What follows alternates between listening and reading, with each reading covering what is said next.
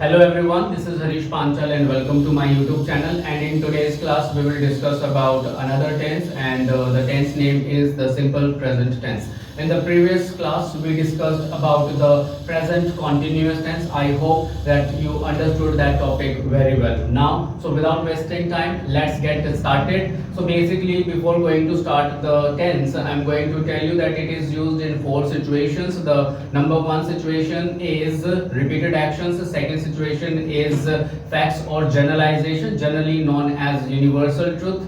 And the third situation is scheduled events for the near future, and the fourth situation is a now non-continuous action. So one by one we will discuss about all these situations, and we will come to know that why do we use the present indefinite tense.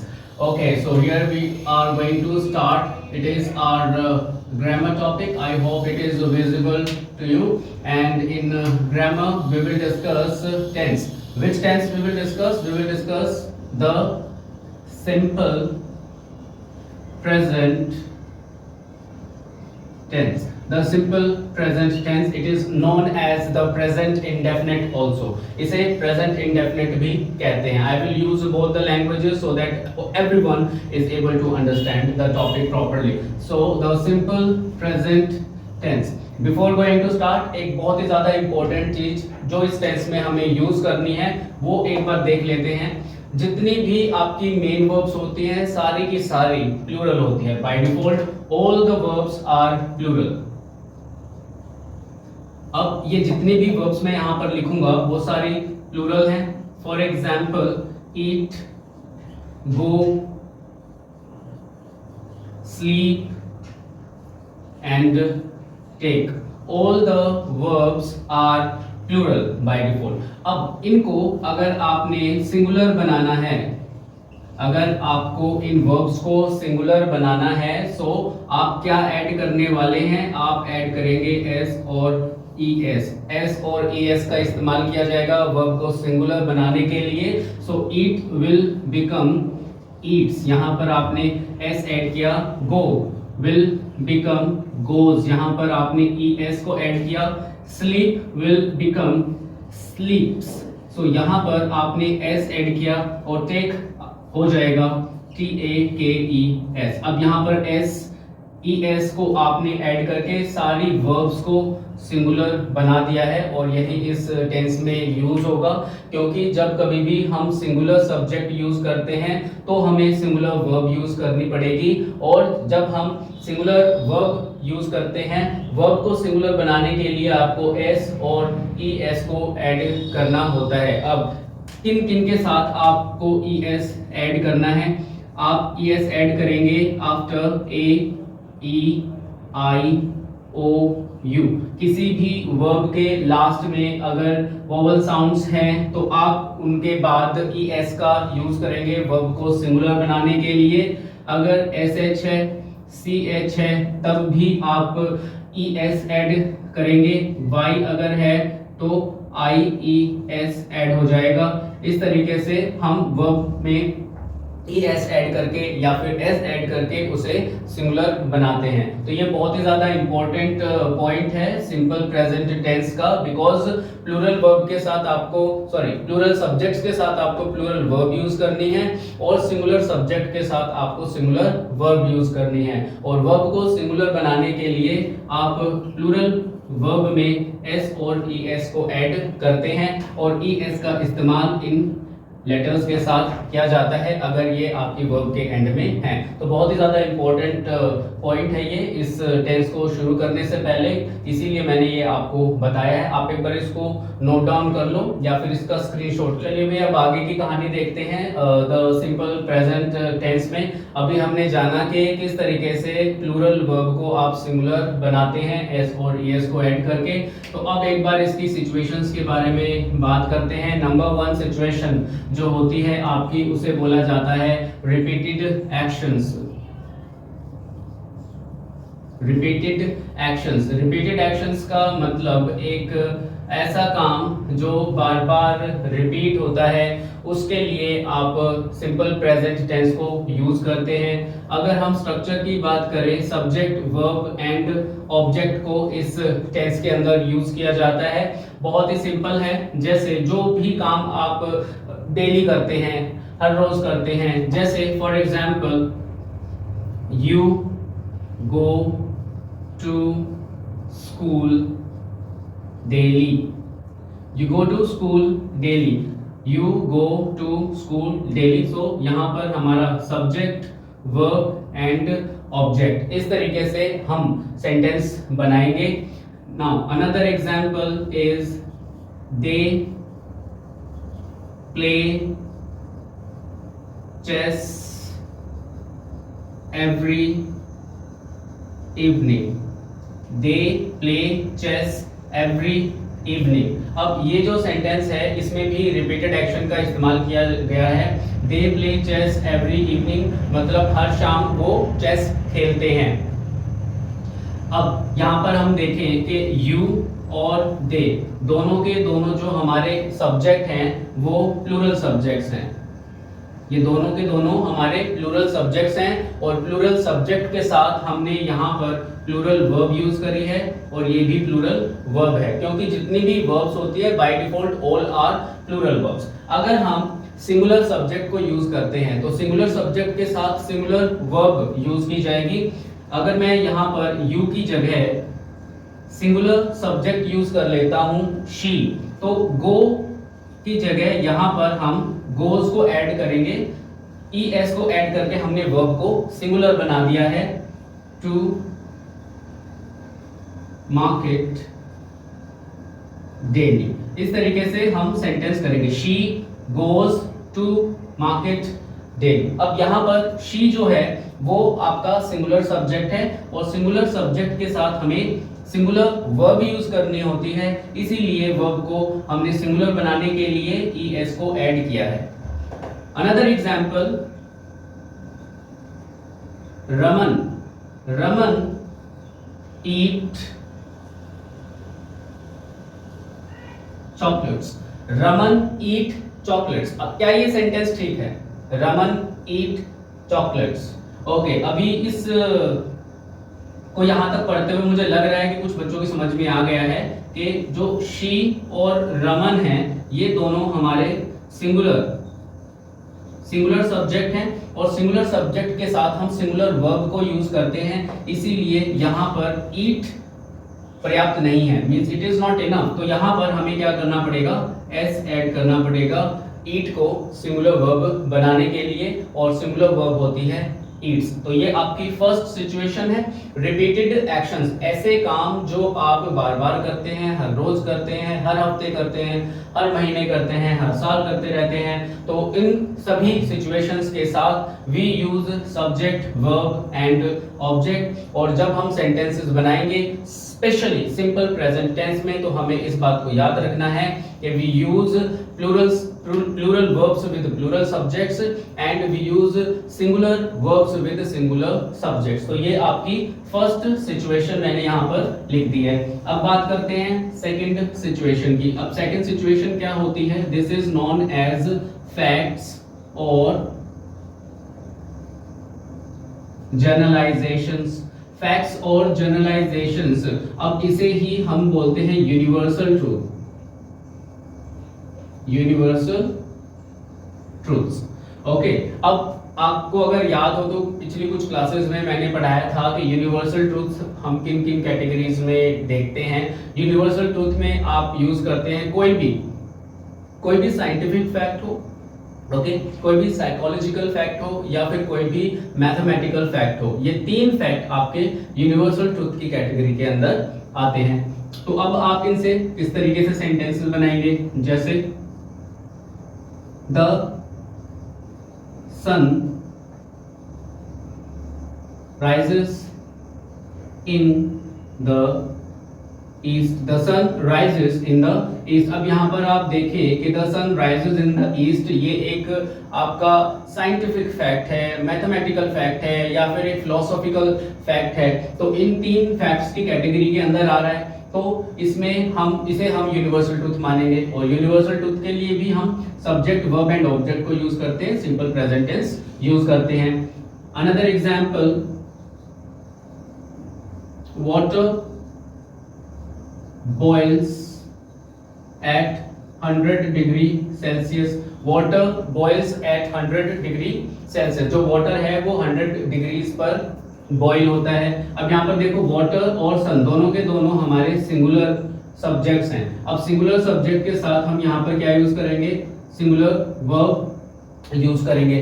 तो एक और example देख लेते हैं, जैसे cows give us milk. Cows give us milk. अब यहाँ पर मैंने प्लूरल सब्जेक्ट को यूज किया है और उसके साथ मैंने प्लूरल वर्ब को यूज किया है। तो these are the two situations, two starting situations.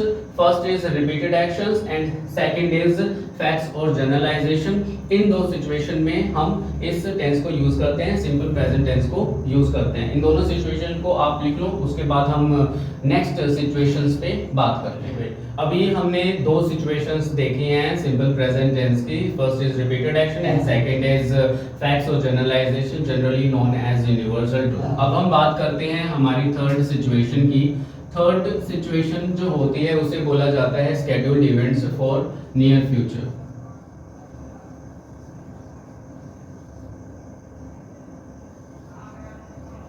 Scheduled events for near future. Future के लिए हम सिंपल प्रेजेंट टेंस को यूज करेंगे। अब कौन सी सिचुएशन में यूज करेंगे, अगर वो कोई एक स्केड्यूल्ड इवेंट है। अब स्केड्यूल्ड इवेंट को कैसे पहचानेंगे, कोई भी गवर्नमेंट स्केड्यूल हो, किसी भी तरह का टाइम टेबल हो, फॉर एग्जाम्पल ट्रेन का टाइम, किसी बस का टाइम, किसी फ्लाइट का टाइम, किसी कोर्स का टाइम, क्लास का टाइम, एटसेट्रा। ओके, तो उसे हम स्केड्यूल्ड इवेंट मानेंगे और इसमें विल का इस्तेमाल ना करके हम यूज करेंगे द सिंपल प्रेजेंट टेंस। अब इसका एक एग्जांपल देखते हैं। The prime minister will arrive tomorrow. The Prime Minister will arrive tomorrow. प्रधानमंत्री कल आएंगे। अब ये सेंटेंस है। अब हम देखें ट्रांसलेशन करें तो ये बिल्कुल ठीक सेंटेंस है, लेकिन हमें ट्रांसलेशन नहीं करनी होती है। We should not give more focus on translation. We need to understand the tenses with their situations. अब सिचुएशन ये है कि एक गवर्नमेंट स्केड्यूल है और गवर्नमेंट स्केड्यूल्स के जितने भी आप सेंटेंसेस बनाएंगे फॉर फ्यूचर आप यूज करेंगे द सिंपल प्रेजेंट टेंस। तो सही सेंटेंस क्या होगा, the prime minister arrives tomorrow. अब यहाँ पर ये गवर्नमेंट स्केड्यूल है जिसके लिए हम सिंपल प्रेजेंट टेंस यूज करेंगे फ्यूचर के लिए। एक और एग्जांपल देख लेते हैं, जैसे your class starts at 10 AM। Your class starts at 10 AM। आपकी जो क्लास है वो 11 बजे शुरू होगी। तो इस सिचुएशन के लिए हम यूज करेंगे द सिंपल प्रेजेंट टेंस। एक और एग्जांपल देख लेते हैं, the film finishes at 9 PM.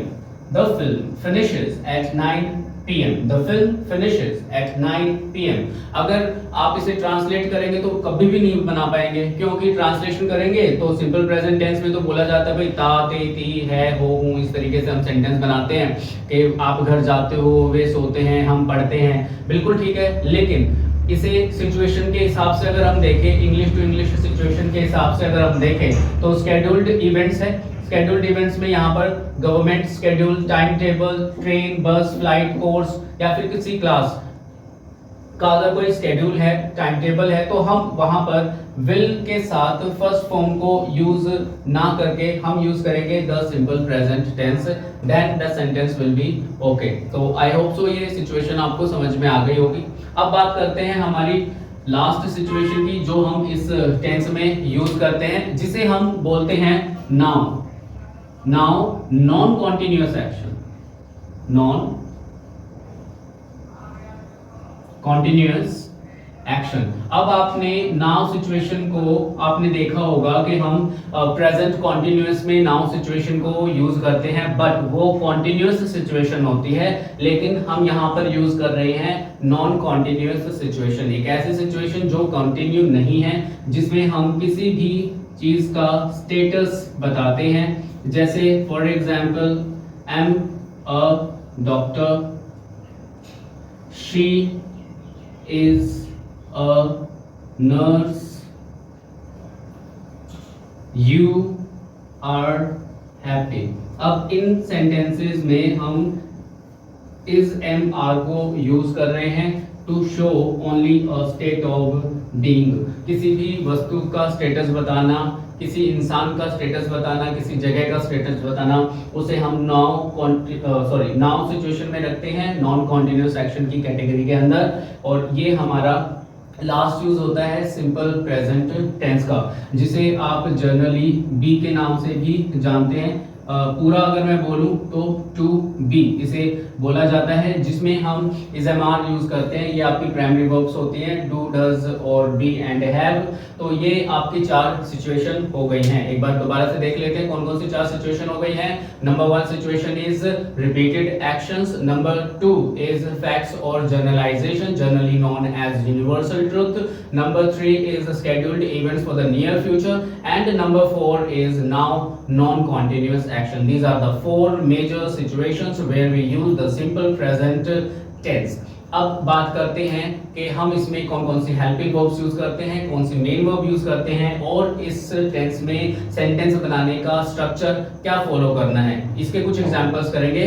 तब तक के लिए आप एक बार इसको स्क्रीनशॉट ले लीजिए या फिर आप इसको लिख लीजिए। चलिए भाई एक बार फिर से वापस आ गए हैं और देखते हैं कि कौन सी हेल्पिंग वर्ब और मेन वर्ब हम इस टेंस के अंदर यूज करते हैं। बात कर रहे हैं सिंपल प्रेजेंट टेंस की। 4 सिचुएशन हैं जो यूज की जाती हैं। ऑलरेडी मैं आप लोगों को बता चुका हूं, तो बार बार बताने की जरूरत नहीं है। अब इसके बाद हम बात करते हैं हेल्पिंग वर्ब्स की।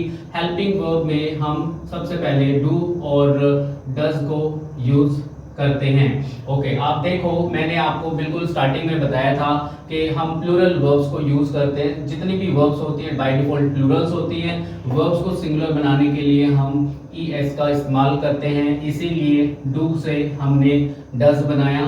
डू का इस्तेमाल किया जाता है आई, वी, यू, दे और एनी प्लूरल नाउन। जो भी प्लूरल नाउन है उसके साथ हम डू का इस्तेमाल करेंगे, और जितने भी सिंगुलर सब्जेक्ट्स हैं उनके साथ हम यूज करेंगे डज का, जैसे शी, ही, इट। किसी का नाम अगर आ जाता है या फिर कोई भी सिंगुलर नाउन है उसके साथ भी हम यूज करेंगे डज का। अब हम बात करते हैं मेन वर्ब की। मेन वर्ब में हम यूज करते हैं infinitive. Infinitive is known as first form of the main verb. ये आपकी जो मेन वर्ब है उसकी फर्स्ट फॉर्म होती है। और सिंटेक्स की बात करें तो आपको ये सेंटेंस स्ट्रक्चर फॉलो करना है। सबसे पहले आप सेंटेंस में सब्जेक्ट का इस्तेमाल करेंगे, उसके साथ फर्स्ट फॉर्म का यूज किया जाता है। और जैसा कि मैंने बताया सिंगुलर वर्ब्स के साथ आपको एस और ईएस ऐड करना होता है, और उसके बाद हम ऑब्जेक्ट यूज करते हैं।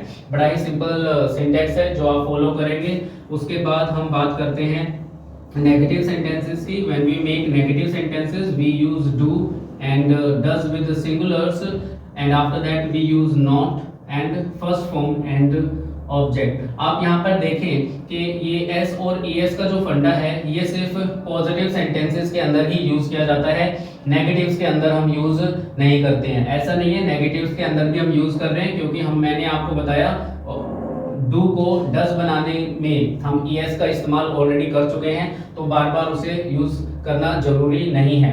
सिंगुलर फॉर्म एक ही होगी। उसके बाद जब हम क्वेश्चंस बनाते हैं डू डज का इस्तेमाल करेंगे, सब्जेक्ट यूज करेंगे first form and we use object and question mark. When we make negative questions, so we use do does plus subject. After that we use not, first form and object and question mark. These are your syntaxes.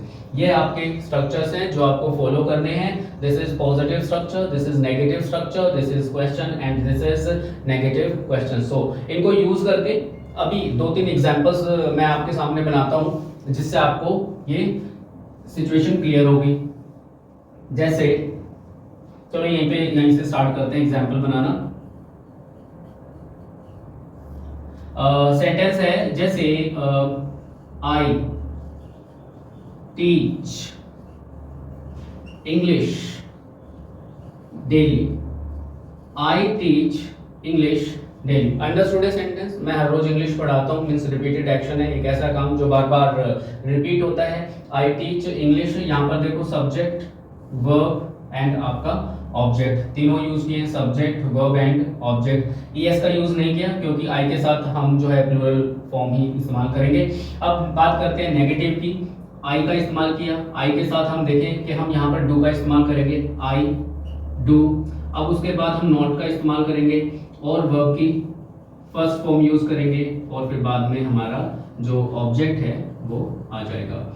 तो sentence बनेगा I do not teach English daily. I do not teach English daily. अब हम बात करते हैं questions की। So do does will come in the beginning of the sentence, after that subject verb and object. अब यहाँ पर do, I teach English daily. I hope so ये दिखाई दे रहा होगा। और नेगेटिव कैसे बनाएंगे इसका? Do I not teach English daily. तो इस तरीके से आप जो है इस स्ट्रक्चर को फॉलो करके सेंटेंस बनाएंगे। एक सेंटेंस और देखते हैं। You play chess every day.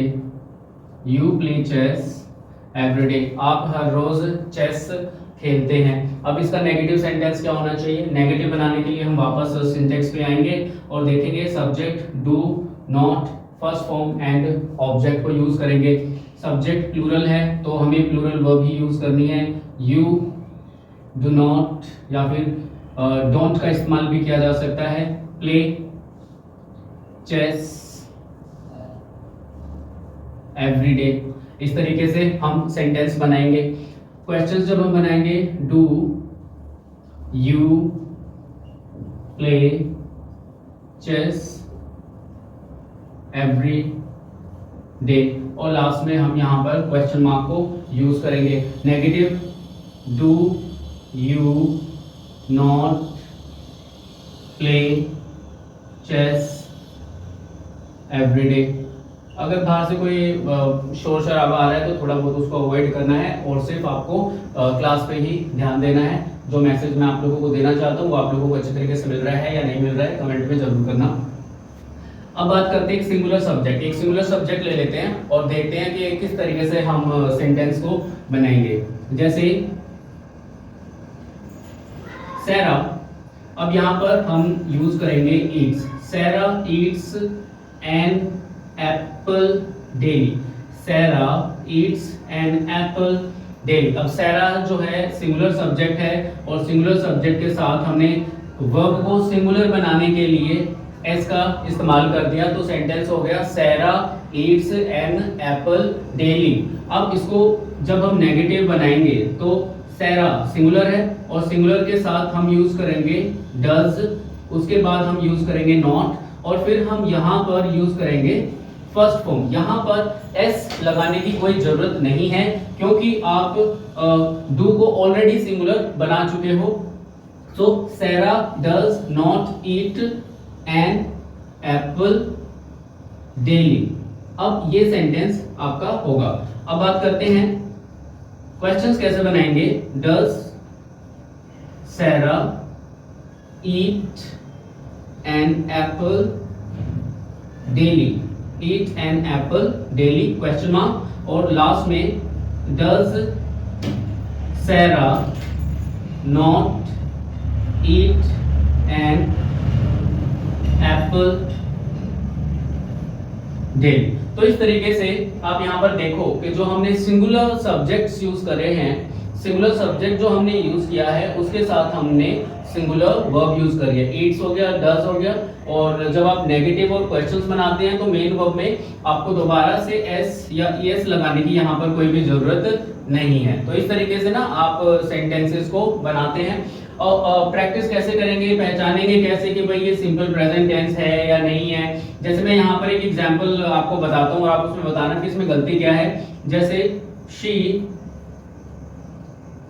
Don't come here, she don't come here. अब जितने बच्चों ने ये वीडियो देखी है, पूरी देखी है, तो उन लोगों को पता चल ही गया होगा कि इस सेंटेंस के अंदर क्या गलती है। सेंटेंस के अंदर गलती है डोंट की। अब डू नॉट का इस्तेमाल किया जाता है प्लूरल सब्जेक्ट्स के साथ, लेकिन हम यहाँ पर सब्जेक्ट यूज कर रहे हैं सिंगुलर, और सिंगुलर सब्जेक्ट के साथ हम क्या यूज करेंगे? हम यूज करेंगे डजंट। ये आपकी शॉर्ट फॉर्म है। डज नॉट को इस तरीके से आप लिखेंगे शी डजंट कम हियर। तो इस तरीके से ना आप पहचान सकते हो। एक और example, they calls you at night, they calls you at night. अब इस सेंटेंस के अंदर क्या गड़बड़ी है वो देखते हैं। दे हमारा जो सब्जेक्ट है ये प्लूरल सब्जेक्ट हो गया, और प्लूरल सब्जेक्ट के साथ रूल होता है कि हमें प्लूरल वर्ब यूज करनी होती है, लेकिन यहाँ पर कौन सी वर्ब है? सिंगुलर वर्ब है, तो ये गलत है। तो हमें ये इस्तेमाल नहीं करनी है। इसकी जगह पर हम क्या यूज करेंगे? CALL वर्ब को प्लूरल बनाएंगे। ये प्लूरल वर्ब है और ये सिंगुलर वर्ब है जिसको हम यूज नहीं करते। तो इस तरीके से आप जो एरर है, एडिटिंग या फिर ओमिशन है, एरर करेक्शन है, वो अच्छे तरीके से कर सकते हैं। तो एक बार इसको हम दोबारा से रिपीट करते हैं कि सिंपल प्रेजेंट टेंस को यूज क्यों किया जाता है। We use the simple present tense for 4 situations. Number 1 is repeated action, number 2 is facts or generalization, number 3 is scheduled events for the near future, and number 4 is now non-continuous action, and that we use to show the status of anyone. So we use do and does, and we use infinitive as a main verb, and these are the syntaxes. While making sentences you will have to follow this syntax. तो आज की class में बस इतना ही, और उम्मीद करता हूँ जो टॉपिक हमने डिस्कस किया है आप लोगों को समझ में आ गया है। और अगर फिर भी नहीं आए हैं तो आप मुझे कमेंट में कमेंट जरूर लिखिएगा, कमेंट बॉक्स में कमेंट जरूर लिखिएगा, so that I can answer you, और आपके जो डाउट्स हैं उसको हम क्लियर कर सकें। तो thank you so much for your time and have a nice day to all of you. Bye bye, take care.